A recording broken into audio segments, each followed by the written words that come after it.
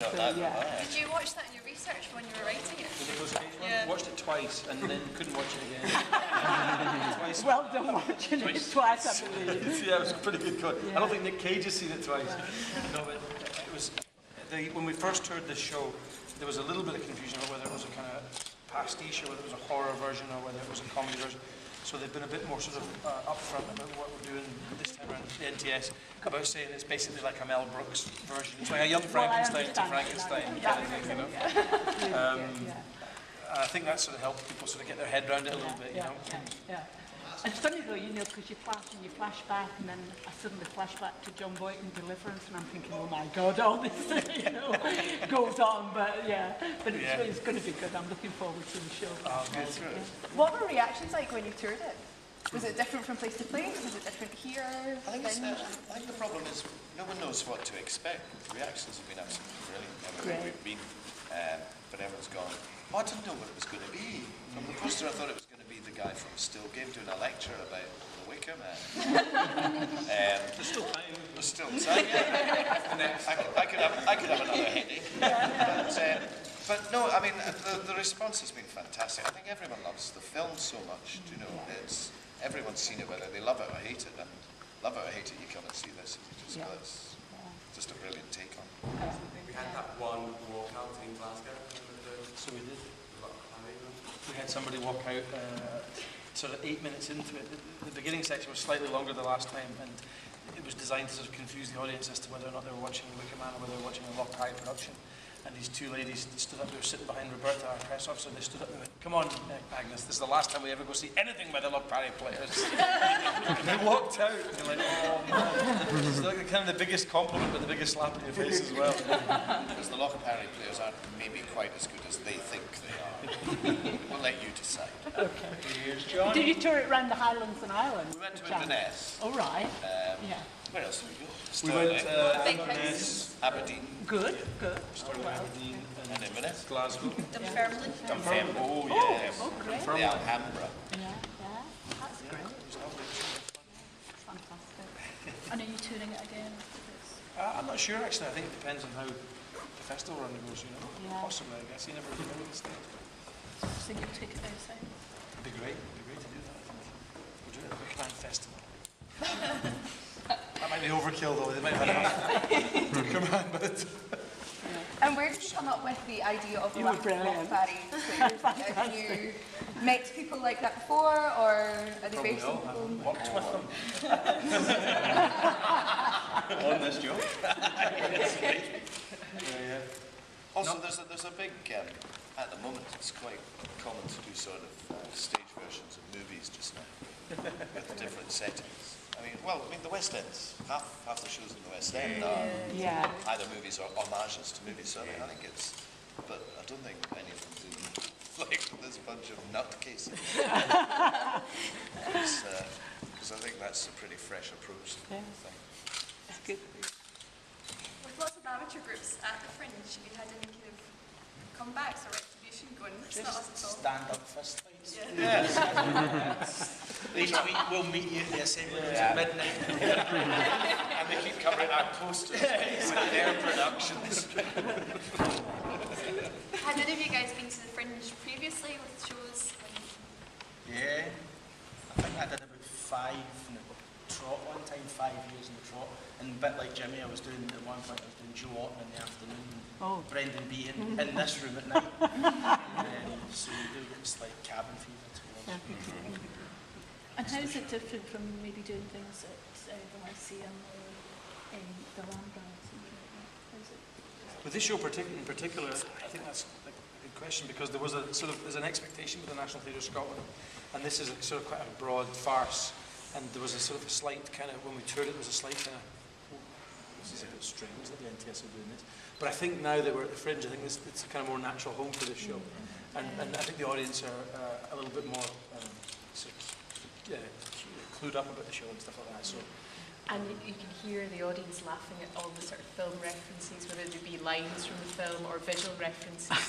So you're like, okay, there seems like there's more people in this audience that are really big fans of the film, which is great. Yeah. Rose has got a brilliant new laugh at the top of the show. You must be loving it. Oh, the Nicolas Yeah. Cage. Yeah, there's a reference to Nicolas Cage, you know, he starred in the remake. Yeah, and quite often, yeah, it would just be like, I'm a huge Nicolas Cage fan. And they would just be like, what?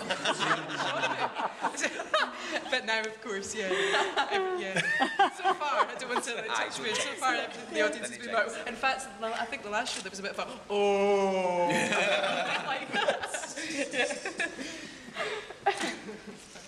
And are you getting out to see other shows? Some of us are very good at going to see other stuff, and there's a few that just go to the tied to the bar. I was through here on my day off yesterday watching shows. I saw plenty. I saw the train station. I heard that was good. And I went to the rain bar and cocktails. Did you see the man with the bagpipes up near the station? Yes, he's very good. And there was a man on blank pieces of paper saying, "There's no show, you can't go." Oh, how brilliant! That was his festival. Johnson Dillon gave that 4 stars. 4 stars. That's right. Yeah. You've got a long run ahead of you. You kind of going to pace yourselves, do you reckon? It's going to last long. No, I mean, the show's actually shorter now than it was. Aye. Hour and 20 minutes. Well, It's an hour and 30. The really weird thing, because we no longer have the interval, is when you're in it, it's gone like that. Yeah. We're just from start to finish, you just we're at the end already. It's really, really weird. We hope that transfers to the audience. Sitting with square bums, you know what I mean? But it really does have a great pace to it and a real good lick it goes up. So, You all seem to be enjoying it anyway, which Yeah, is it's great fun. Yeah, from something that was quite dark. yeah, the movie. Yeah, it's great. Yeah. you guys done these before, these social media accounts? This is your first one? Got a couple of Veterans. A couple of veterans. Grizzled hacks. Oh, absolutely. You know, me and Alan Cumming, I mean, seriously, going through the bell with it all. But it's funny, honestly, I came here with a bunch of questions in my head, and I literally just watched the guys there, and I was like, I'm laughing too much, I can't actually think of any of them. I think Sally's beautiful baby romper does just help. You're nice. That, it looks a bit scratchy. It's made from wool. Yes, it took me days to knit that thing. I must admit, the bit that it comes in the show, you know, we've done maybe like a few routines and we're running about and all sweaty and then I know, and there's a point where I was complaining backstage, because there's a point where I have to wear 2 bras, don't ask, it's quite strange. And I was like, oh, I'm really uncomfortable in these 2 bras, and Sally just tapped me on the shoulder and she just went, okay, fair enough, yes. you can breathe in your but it's not for long. And it looks, that when I ran up the stairs, because I don't get to see it, there's not a mirror backstage, so when I ran up the stairs to get changed there, I had to really look at myself and I was... you'd be better doing it naked. It'd be more comfortable. Yeah, that's Why didn't I think of that? Would that be funny?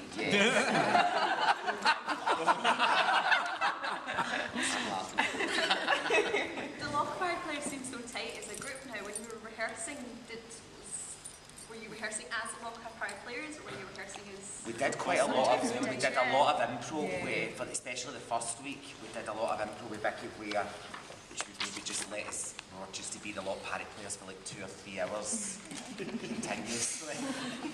And I was quite warped. There was a few things there that A lot of friendships broke No. up. So I think that's still kind of in. It's like we're doing that so much through rehearsals.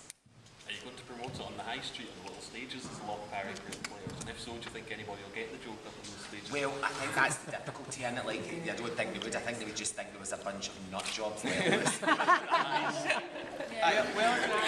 We are doing a song somewhere. We're doing it, I think, at the Assembly Hall. Herald. At the Herald Awards, we're doing this. Angel Awards, we're doing a turn.